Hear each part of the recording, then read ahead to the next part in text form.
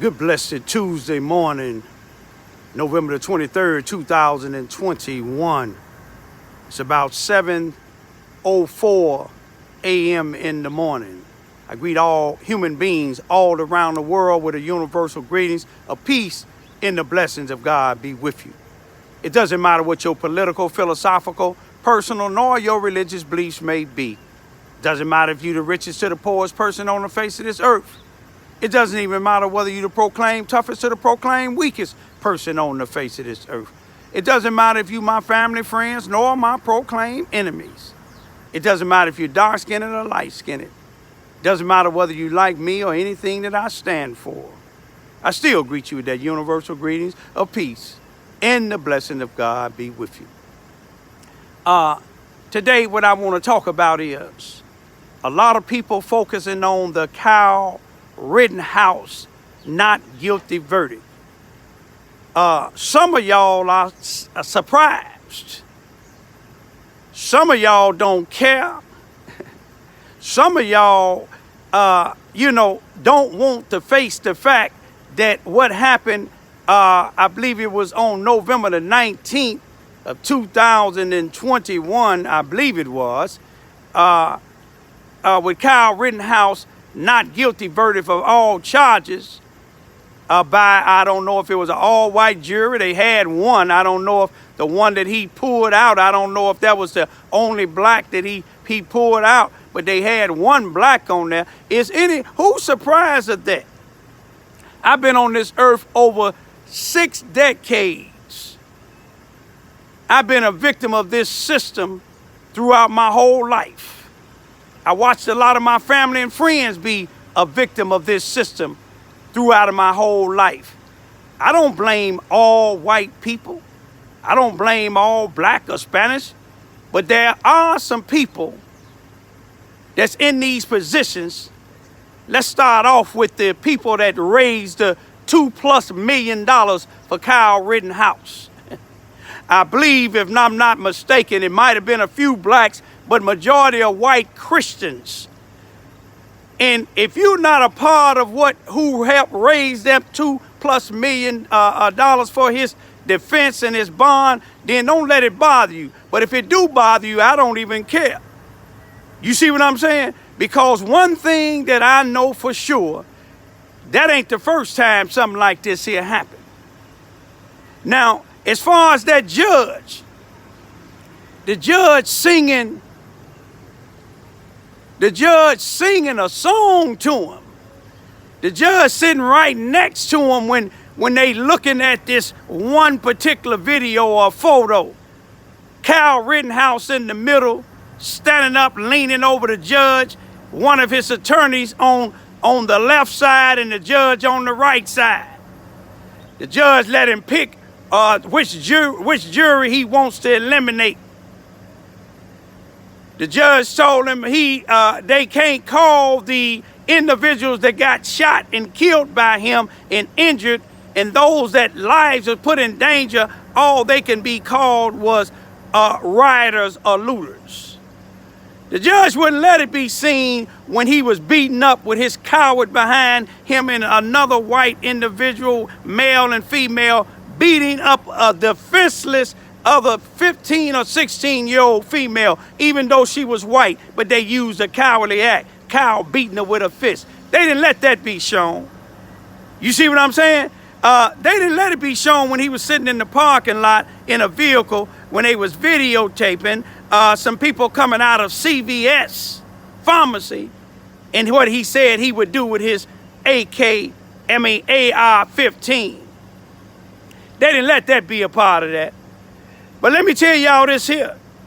Don't y'all be fooled by this NAACP national nor local chapters if the shoe fit well. You see, my son, Brian, B-R-Y-A-N, John, Lamont, L-A-M-A-R, Johns, J-O-H-N-S. I want y'all to try to Google it up. Google his name up. And see if you can find a 45-year-old black man in Carbondale, Illinois, on Friday, March the 19th, 2021. See if you can find that this black man, my son, was found hung. See if you can find it in anything besides my YouTube videos. See if you can find him being found hung in the midst of winter with no shirts on. White woman on the third floor in the 400 block of North Oakland Street in Carbondale, Illinois, in the Gaslight Apartments. Found hung with a belt in the hallway. Blood, a drop of blood on the front of his pants, drop of blood on the back of his pants, drop of blood on one of his gym shoes, drop of blood on the carpet on the landing of the third floor where he found hung. Hand balled up with money in it. And his t-shirts and shirts, if they were his, found around the corner in the 400 block of West Sycamore Street on the third floor by a white female's. Allegedly, she found them by her door. But she told the police she found them when she got them, and they came and got them out of her house. But they didn't take no DNA to check and see if she had something to do with my son's death. But they said it was suicide. They brought up a couple of incidents where they allegedly said my son said he wanted to commit suicide. Some of y'all saying, what this got to do with NAACP? Because see, I told the local chapter, I spoke to them personally. Linda Flowers, a female from Chicago, a part of the SIU, down there in Carbondale. Her husband worked for the city. She's the president of the NAACP. I told her about it. Guess what she did? Instead of putting alert out in the community to ask people to see if they knew anything that might have happened, who might have known anything about my son's hanging, she called the Carbondale police, and they called me back immediately. The lieutenant saying that one of my family members or me called the NAACP headquarters in Carbondale, Illinois, saying that we don't believe that my son hung himself. No, we don't believe he hung himself. We sure don't believe he hung himself. Now, why would a person call a wolf to tell another wolf that a sheep is complaining about the wolf coming over in the sheepfold eating up the sheep? What would an individual go to the Ku Klux Klan Grand Wizard to tell him about one of his knights or one of his Klan members unhung a black man? But my point is, Linda Flowers made a statement with the SIU. You know, they connected with SIU. SIU get them coverage, but they wouldn't give my son no coverage. No newspaper gave my son no coverage. But I'm his coverage. I'm his voice. But let me tell you what Linda Flowers said. Linda Flowers, y'all Google it up. Local NAACP president in Carbondale, Illinois. Linda Flowers, president, says they was disappointed with the Kyle Rittenhouse verdict. Now, I filed a complaint with the NAACP chapter in Carbondale, Illinois, by email, visa email, May the 11th, 2021, concerning my son's death and concerning the Carbondale Police Department being racist in the manner that they was investigating my son's death.